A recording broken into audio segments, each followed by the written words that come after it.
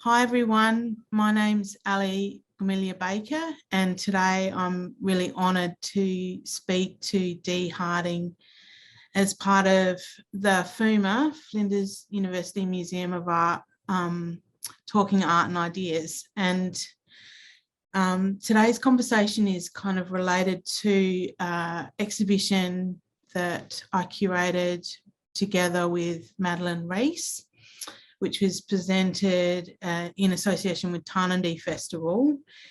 And the exhibition is called Sovereign Sisters Domestic Work. And it was also presented, so in 2021, late 2021, alongside of another exhibition which occurred in Port Adelaide at Vital Statistics called Apron Sorrow Sovereignty, which was curated by my Unbound Collective collaborator and deadly sister, Dr. Natalie Harkin, who has done a research project looking at Aboriginal women's labour histories of South Australia. And so the Sovereign Sisters Domestic Work exhibition is really tracing the national kind of stories that many Aboriginal and Torres Strait Islander leaders and artists and have storytellers and filmmakers have brought really forward, discussing, I guess, the kind of indentured labour history of this country and the many histories that are intertwined. And I guess I'm really excited. So my family come from the west coast of South Australia. We're Mirning from the Nullarbor. But I've grown up on Kaurna country. I've been really loved and looked after and raised by many strong Aboriginal women, many of whom, including my nanas, have histories of forced domestic service. So I'm really excited today to talk to Dee, and I'm going to get Dee to introduce themselves. Sure. Okay. Thanks, Dr. Baker. So my name is Dee Harding. I'm currently based in Brisbane. I'm here on Jagera and Turrbal country, and just off in front of me, a short way, is the Brisbane River. So that's the direction that I'm facing, at the Brisbane River today as an uninvited guest on Turrbal and Jagera country. My grandparents are Bidjara and Gungaloo and Gurrungbul, and I actually grew up in a mining town in central Queensland called Moranbah, which is on Barada Barna country. And so central Queensland is where I grew up, and that's where my roots and a lot of the focus of my work return to, and particularly these experiences and the truths and the efforts we've been making around telling both my grandmother and generations before and after Nana's stories around being in domestic work and domestic servitude. Thank you, Dee. So the work that we have, your work that we have on loan in the exhibition is a work, I'm just trying to find a close-up of it. Here we go. It's a 2013 work called Bright-Eyed Little Dormitory Girls. And it's a work that both Natalie Harkin and myself have talked about a lot. And so we were so excited to be able to loan it from the MCA and have it in the show and really have a closely look at this beautiful work. So I'm just wondering if you want to yarn a little bit about it, or... Yeah, sure. Yeah. It's a work I've made. I began this body of work for my honours year at the Queensland College of Art. So that was 2013. And at that time, I was really digging deep into the published research and the published accounts of time at Woorabinda Aboriginal Mission at the time. If I just say that Woorabinda is a strong and vibrant community now, so they are a community for themselves now, with 52 different language groups there. But at this time of this work, I was looking at the mission times, which was under total government control and under forced authoritarian control by the police and also by the Queensland Department of Native Affairs. So the two different communities really in the two different time periods. So I try to honour the Woorabinda community, who they are now, but their reality, their histories are this very somber time of being under total government control. And so the work comes from the experience that my mother's mother had as a young girl. And she was taken, she was removed from her loving family and from her huge network on her own country. So there certainly wasn't a lack of support or care or nourishment for that young girl on her own territory among her whole network of family and community.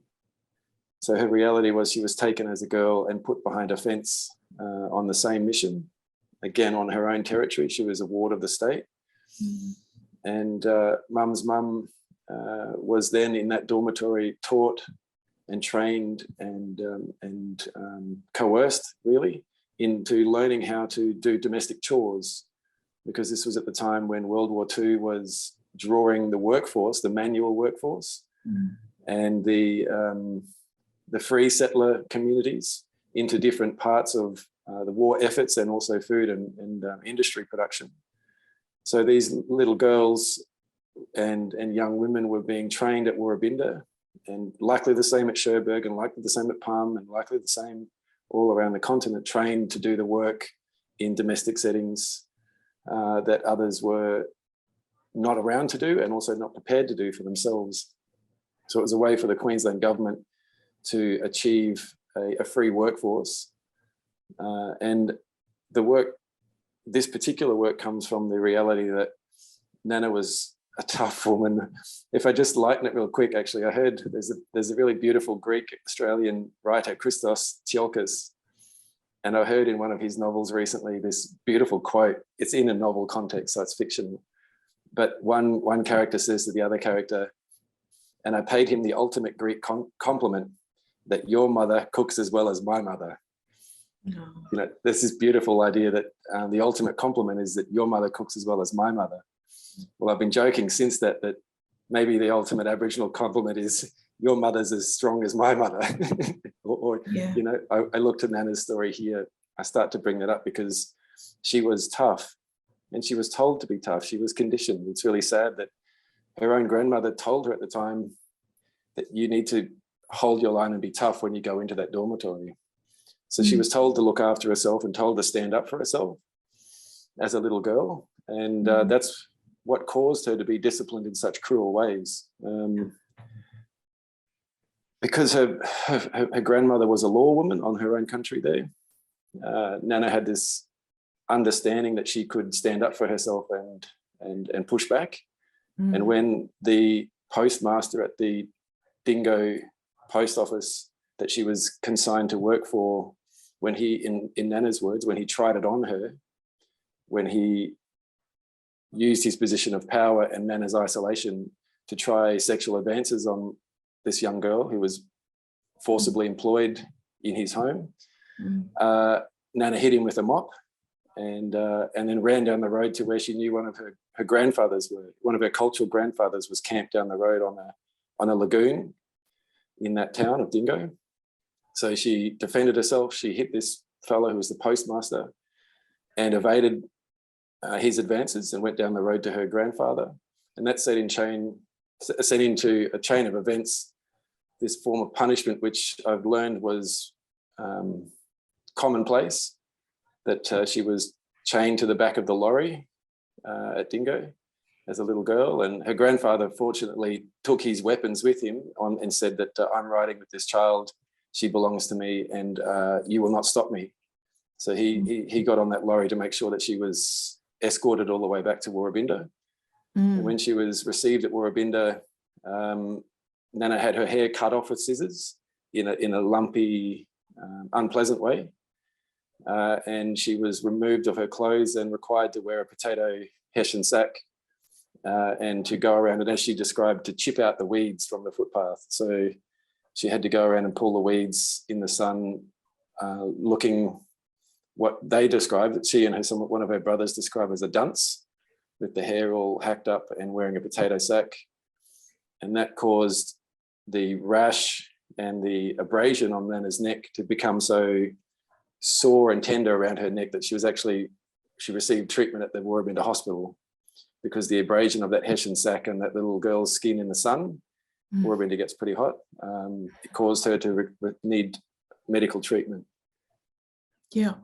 So they're the facts of the scenario. Yeah. And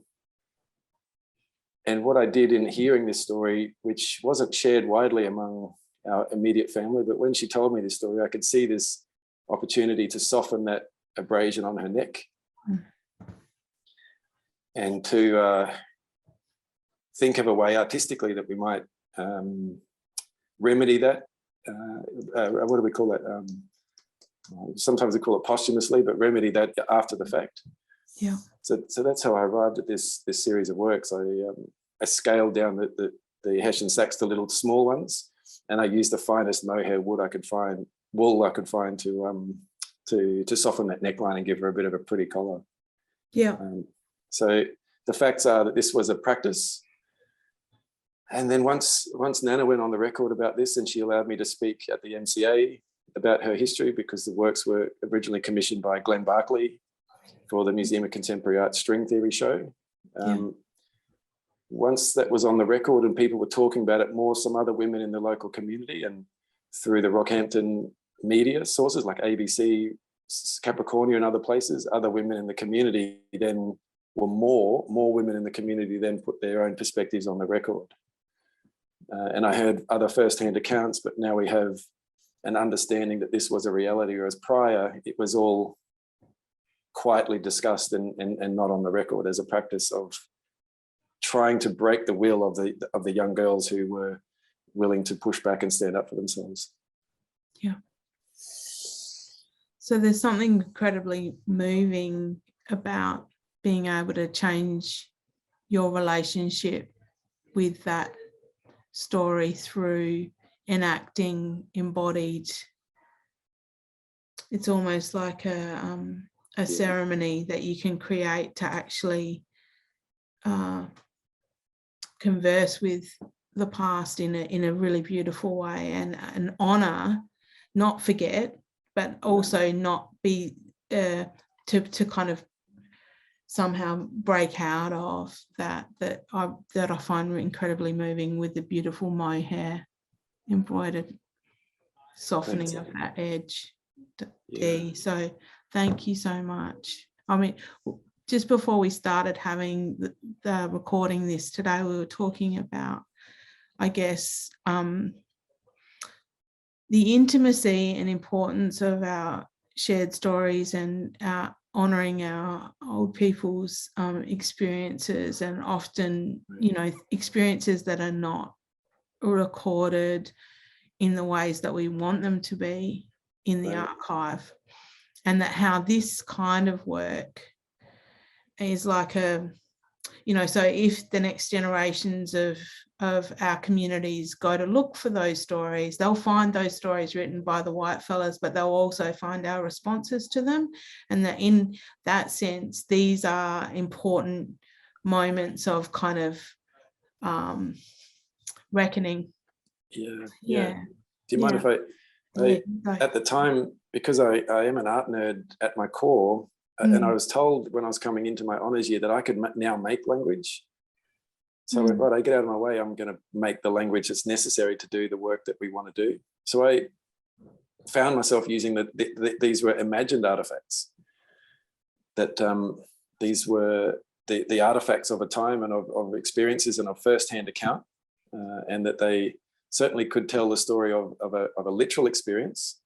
But what I ended up having to do, once my family started seeing the work published and being understood, I found myself at times reminding my family members that, no, she didn't wear these specific ones.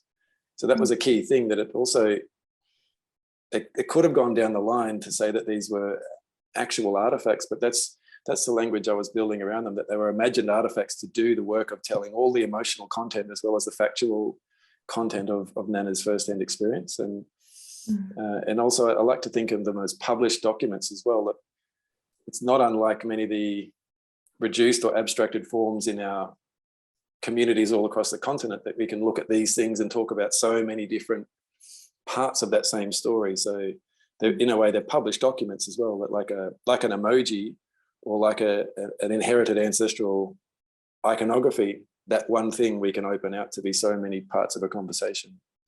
Yeah. So I see them as documents as well, that they weren't written first-hand accounts often because of concern around retribution. But now that it's there, we can speak quite openly with it. Yeah. And my grandmother often reminded me when recalling the kind of experiences that she had, that, you know, I was really, really clear that, you know, she was told that she had to be quiet in order to survive sometimes. Like, she had to be really careful about when she spoke and when she didn't, and when she would accept and when she wouldn't. And, you know, That's like, right. or, you know, you could die. And that's the reality of how violent it was at that time. Yep. And for, you know, and I remember saying to her, and for me, survival is about speaking, because if we don't speak, you know, there's this constant attempted erasure of these memories. And so it's that balance between not wanting to live inside that pain, but also wanting to be able to make sure that we're not going to let people forget what's happened here and how we got to this point, because this is the kind of contextualization that everyone requires, you know. So those bigger narratives are so important, but how you tell those stories in ways that people can connect to emotionally become, I guess, the most important gifts of this kind of work. It's such an important, you know, honouring and gift of knowledge, you know, intergenerational knowledge for communities, for all communities, you know, because it's the only way that we're going to develop communities with conscience, you know, is through that. Anyway, and the ability to move beyond the distresses. So that's one of the tasks that I've found myself with as an artist, is how to honor what I'm hearing firsthand, how to honor what I'm understanding, but also to move into that other action part of it. And so I did have a sense that she was putting herself out there, and she was brave to be one of the first in the region, Central Queensland, to put her perspective on the record and allow the art practice to be able to do that. So that's significant bravery, but also it was a shift that art making afforded our family, but also perhaps the Warrabinda community, because she is so tied to that community that by extension these artworks are as well. So the bravery in going on the record and being able to hold that space. Yeah, fantastic. Thank you so much, Dee. Is it okay to just jump along slightly? Is that do you want me to keep moving the slides along, or do you want to just that's pretty good there. Thanks. But that body of work, that body of research that I was doing in that year was around looking for the emotional responses in an artwork, but they were grounded in the research around the stolen wages and the researchers around that domestic servitude. And the truth is, it was Fiona Foley who brought to my attention this idea of indentured in some of her earlier work, and then building that out to find those other fragments in the other accounts and the historical retellings of the story about indentured labour and indentured workforce. And then what I did know at the time was as well, though, that my grandmother and her sisters and a number of the community members were involved in the conversation, particularly with the researcher, Dr. Rosalind Kidd. If that shows up on the screen there. Yeah, it does now. That gets Fantastic. it. So those people are on the record, particularly in this book at this time in 2006, when it was published, around their first-hand experience of the reduction and the theft of their wages when they were indentured workforce members in the 1930s through to, I guess it would be the 60s or so. I have to check on that fact. It's been a while since I've drawn on that, but so they were involved in putting their perspective and their name to these pushes by others who were seeking the recognition of the stolen wages and of the way that those monies which were owed to workers were taken by the Queensland government and used for infrastructure. Is the outcome of the research and conversation that I carry. It was used to build the state, essentially, to build the roads, to build the hospitals, and to build the state on the wages that were owed to Aboriginal people that were never made it there. They went into accounts, and those accounts were cleaned out, even though the people had their passbooks. What do they call them? Their sort of, what do you call it? Like a bank book with a tally in it. So many of them had on-hand record about what should be in there, and the accounts were emptied, and that money is understood to be used for things like infrastructure. So the other parts of the story is this, that those other those elders and those other community members were pushing for this drive for that, A, the recognition, and B, the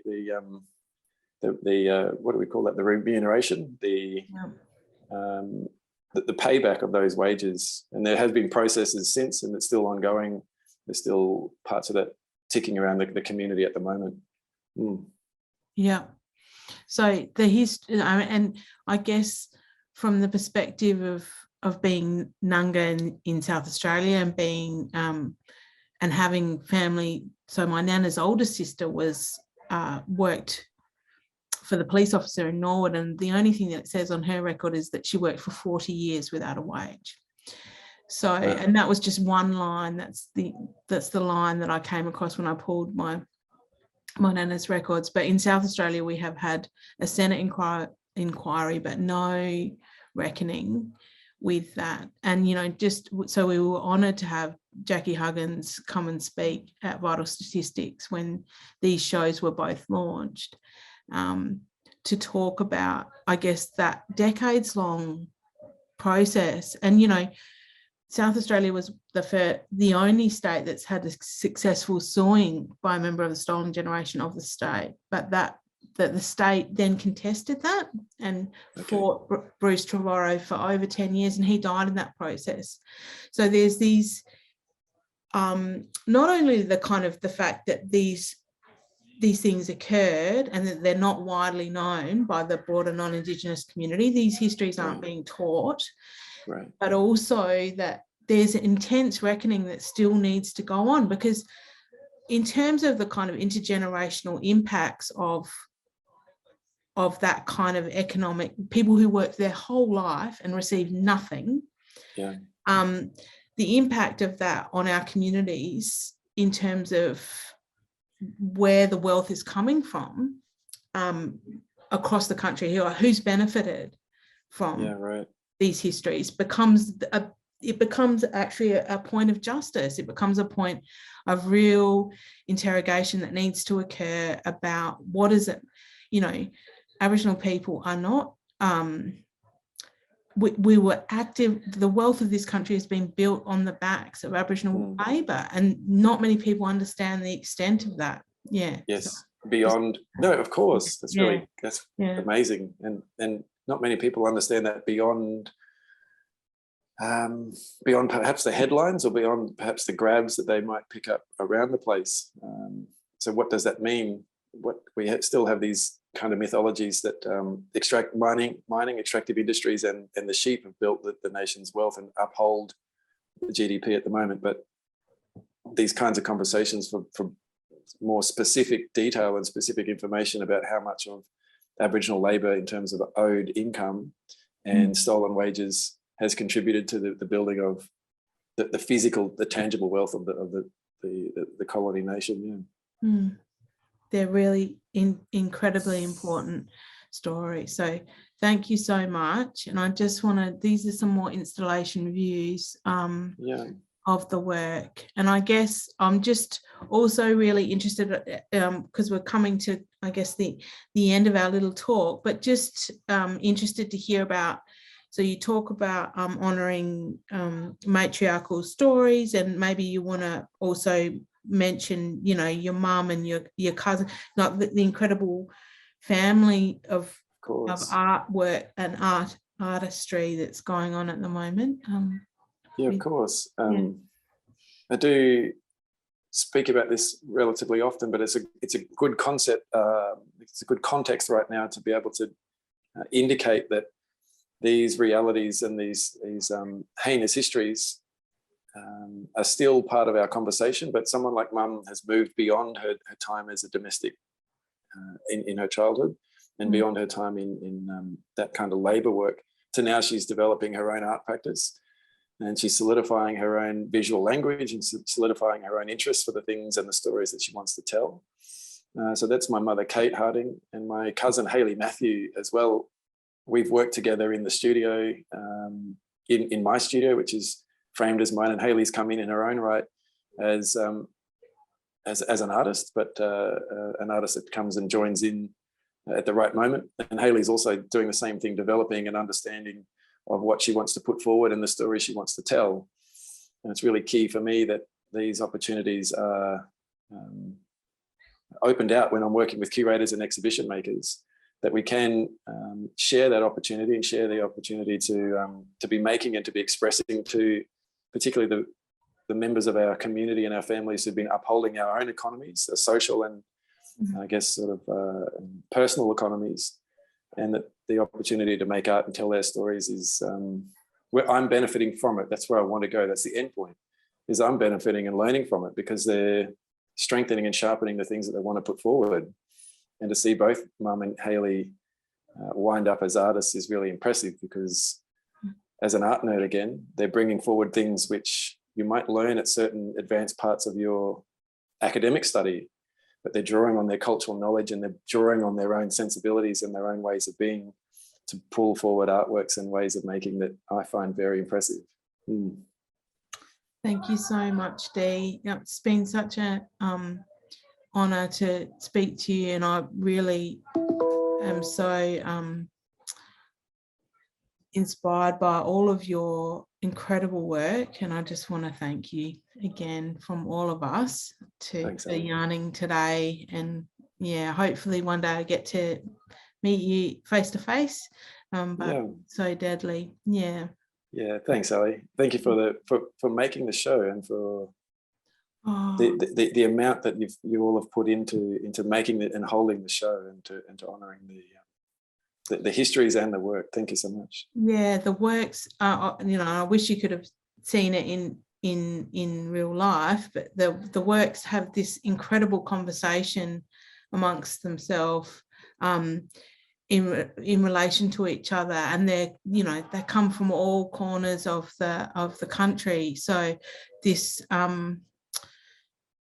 it shows the kind of breadth of these narratives that are, still needing a lot of kind of yarning to happen, and the intimacy of that. There's incredibly beautiful, generous and loving ways of telling these stories that we have to continue to persist with for ourselves and for everyone. So thank you so much. 3 cheers to you. Yeah. All right, Thanks. Deadly. I'll catch up.